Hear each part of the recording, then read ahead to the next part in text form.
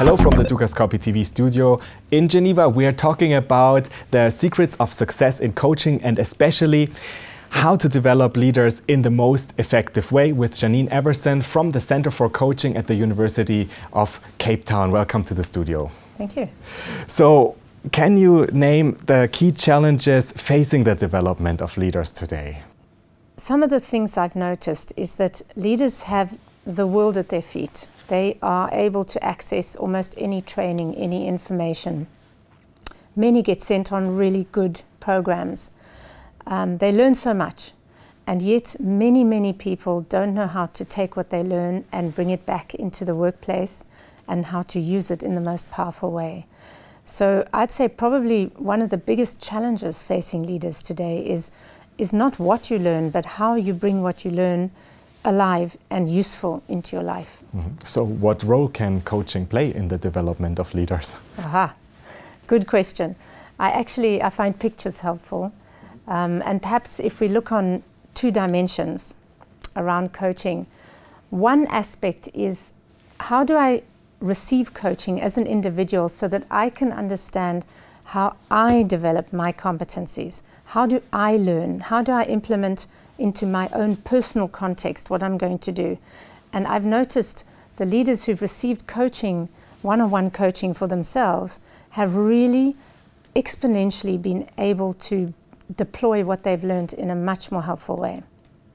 But there's another dimension as well, and that is that leaders, if they're able to learn the skill and competencies of basic coaching, doesn't have to be advanced, but how to get the most out of others, how to listen to them in a really powerful way, how to harness the contribution of others, how to collaborate.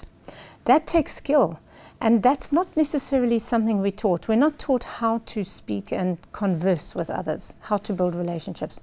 If you have a leader who can deploy what they've been taught and learn how to connect with others and really develop others themselves, you are able to generate fabulous business results.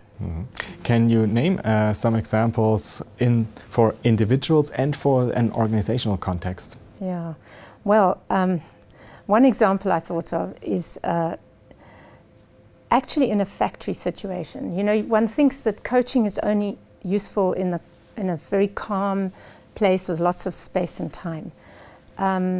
A factory manager attended a coaching program. He'd also been on many other trainings. He had to deploy and bring a whole new plant online. And he discovered it was going terribly wrong, terribly wrong.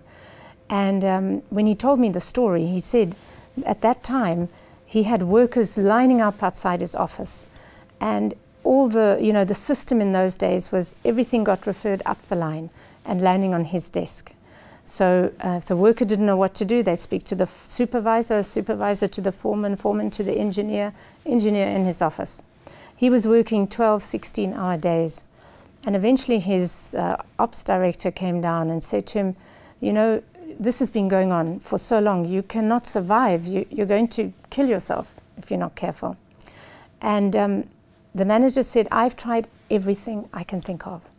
And his director said to him, well, what about coaching? And he said, but impossible. How could coaching work in a factory? There isn't time. It's a disaster.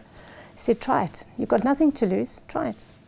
And this guy turned around and he said, all right, I'm going to push back to people who come to me. I'm going to say, right, starting at the workforce, what do you know? Explain to me your thinking. What's happening for you?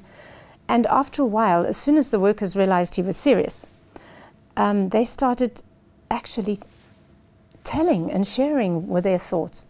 And before he knew it, he said within 4 weeks, there were maybe 1 or 2 people out of his office. And by 6 weeks later, his desk was clear. He said he was able to go home at a normal time.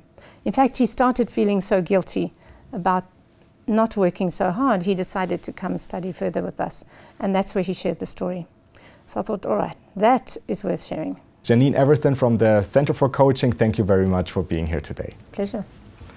And thanks for watching. Do make sure to keep clicking back on the Dukascopy TV website for other interviews related to the series Secrets of Success in Coaching. Have a great day and see you next time.